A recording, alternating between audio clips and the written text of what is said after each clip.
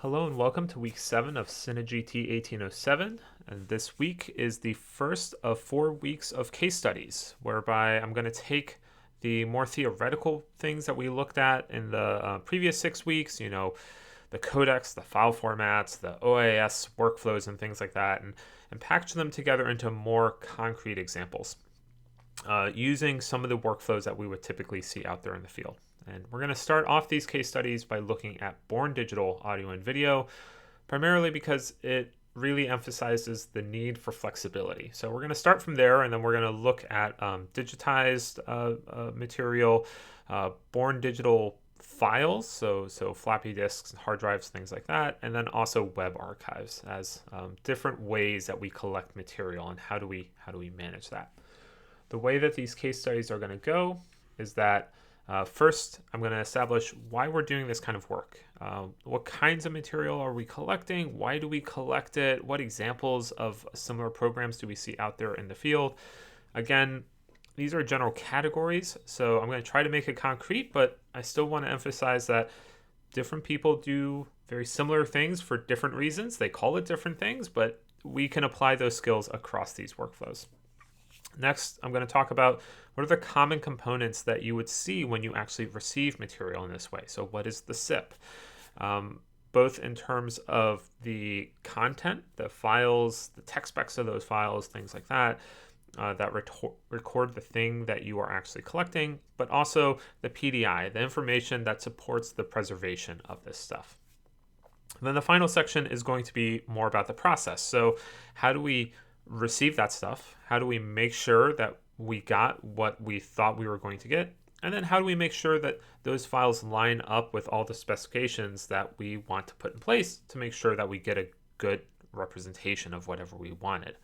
And once we have all of those things together, we'll have a really good foundation on which to say, great, we have this stuff. It's stuff that we want to keep, and it's all packaged in a way that we are happy with. It's going to be easier to store that stuff and to generate access from this stuff. And then the final, very last slide that I do is just a quick comparison to say, what makes Born Digital audio and video different from the other kinds of case studies that we're going to look at. So that's going to look a little bit different every time.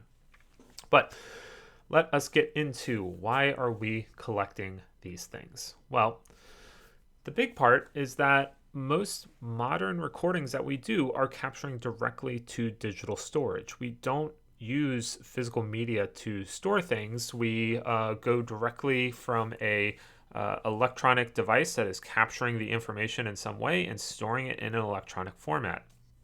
And so if we are collecting in any kind of contemporary manner, we are dealing with this stuff. If you do work with audio recorders, smartphones, camcorders, video cameras, action cameras, whatever they are, they're all born digital at this point. So let's figure out how to deal with that stuff rather than waiting a few years and then having a crisis and saying, okay, let's figure out the specs after the fact. So what are some examples of people using these devices to record things and then putting them into collections? Well, we have things like oral histories. So here is a StoryCorps booth, which has been operating since 2002 and now calls itself the largest born digital collection of human voices. So oral histories are the process by which you have, either a trained oral historian or sometimes it's self-led, but you have somebody telling their story and recording it. And this is audio, sometimes video, and it is generally going to be in a born digital format at this point in time. It used to be cassettes, used to be all kinds of physical media, but now it goes onto something digital, whether it's in a professional booth or somebody doing it with a cell phone. Next thing, we have stuff like performance documentation. So this picture is a picture from the Theater on Film and Tape program at New York Public Library, which started in 1971.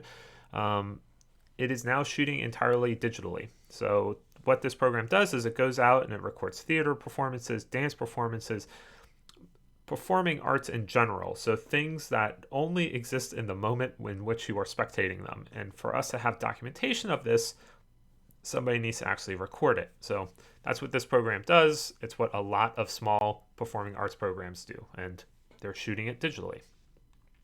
That goes into another kind of documentation that we do. This is documentation of the installation of an artwork at SF MoMA of Nam June Paik's TV Buddha. And what you can see here is that when people are working with especially contemporary art collections, especially those with complex installation procedures, one of the ways that they build up their knowledge on how to both exhibit it and take it down and store it and do all this other information, you might call that preservation description information, is they video record the process so that they have some sort of way to document all the things that were there and needed to be put in a specific arrangement without having to write down step by step. There's a lot of detail that's going to be captured in a video that you might not think to write down. So yeah, this is Born Digital Video, maybe not as the content, but as the PDI, because it's important for the long-term exhibition of the work. Also, when we're working in any kind of contemporary media, creative media, it's very Born Digital, and we continue to push the boundaries of what that consists of. So for example, South by Southwest has had a 360 and VR film showcase for, I think, about 10 years at this point. This is a still from one of those films. You can see very clearly that this is a 360 film because it has that strange look to it. You can also see the stitch line on the right. It goes right past the poster, and on the left you can see it on the left edge of that table. Yeah, 360 video is something that cultural heritage organizations might not be as familiar with, but it is something that we should be familiar with because it's definitely showing up in a lot of places. And then finally, I do want to point out that it's not just a very recent phenomenon. This is something that has been happening for quite some time, that people have been using digital systems in order to record the best version of something too. So this is a magneto-optical audio system. Well, it's a magneto-optical storage system that was used for audio recordings back in the 1990s. And so a magneto-optical disc is a little bit like a CD, except it uses a slightly different recording process.